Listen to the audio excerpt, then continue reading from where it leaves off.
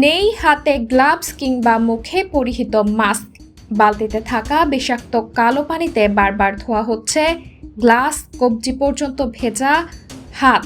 মাছের জন্য তৈরি বরফ গলানো পানির সাথে মিশ্রিত হচ্ছে আখের রস।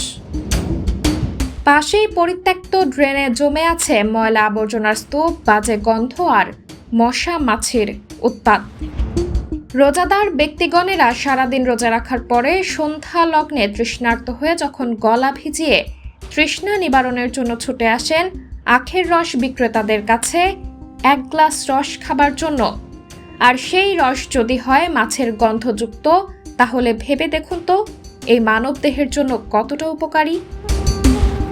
এভাবেই খোলা আকাশের নিচে ব্যস্ত রাস্তার পাশে অস্বাস্থ্যকর পরিবেশে চলছে আখ ভাঙিয়ে রস বানিয়ে খাওয়ানোর প্রতিযোগিতা রোজাদার ও বেরোজগার ছোট বড় সকল শ্রেণীর মানুষদের।